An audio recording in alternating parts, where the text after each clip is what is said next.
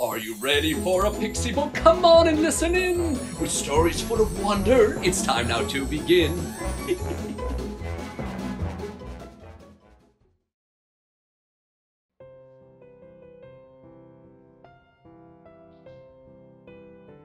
Aha! Hello, children! And now, behold, abracadabra! Ha-ha! Hello, storybook! Children, do you believe in magic? Oh, well, I'm sure you will. Especially with this magical tale. Jack and the Beanstalk. Once upon a time, out in the countryside, there stood a small old house. That is where Jack and his mother lived. They were quite poor. And worse still, Jack's mother was quite ill. Oh, Jack loved his mother and was always willing to do whatever needed to be done to help her. Their only possession was an old milk cow.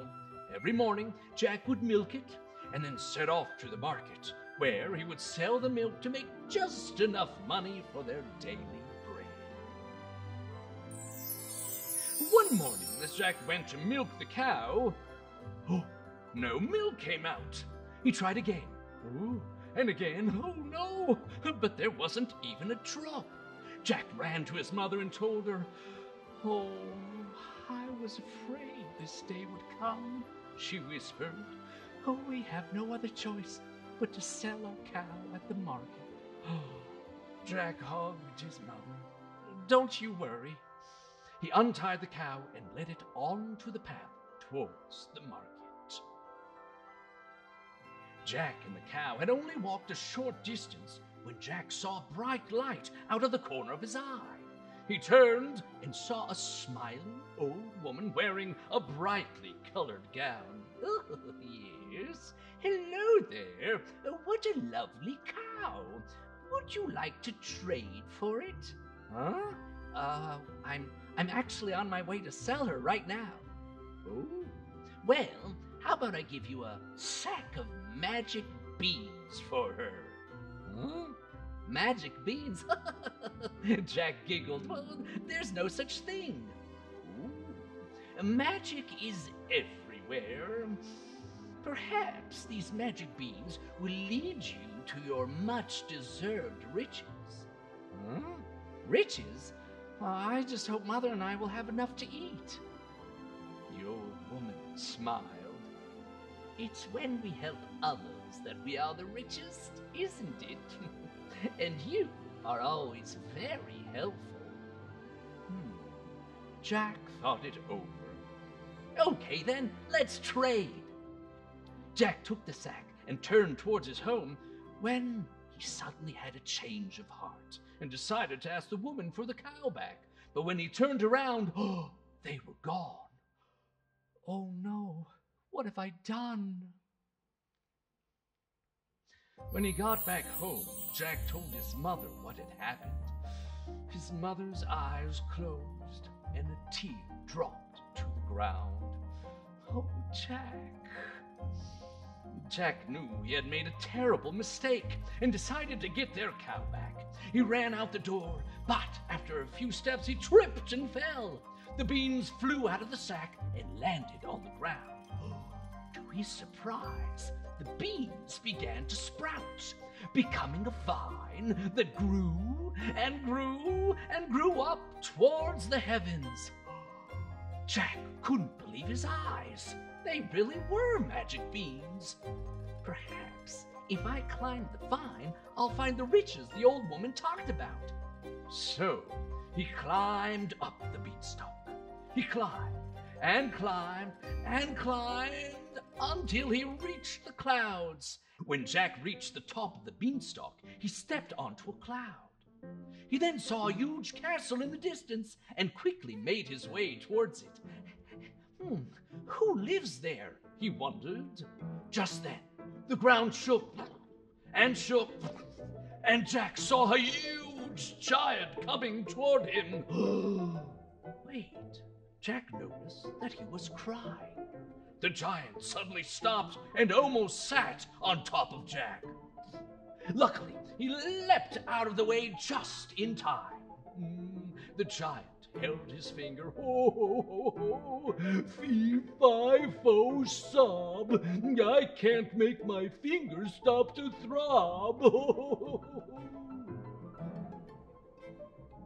Jack slowly approached the giant and called out, "Excuse me, are you all right?" The giant sniffled. "No, I'm not all right. Oh, wait, who's asking?" "It's me, Jack." Oh. The giant squinted his eyes and finally saw Jack standing beside him. He was so small. "Oh, hello, Jack. It's nice to meet you, even though I'm not in the best of moods. Oh, I got a splinter stuck in my finger. Oh, it's so small, but it hurts so much. Oh." Jack thought for a moment. "Well, maybe I can help you get it out." Oh, that would be so nice of you." The giant gently placed his finger in front of Jack. The splinter was the size of Jack's whole arm. He grabbed it and said, "Okay, I'll pull it out on the count of 3. Ready?" "Ready," said the giant as he closed his eyes and clenched his teeth. 3, 2, and before he reached 1, Jack pulled the splinter right out. Oh, what a relief!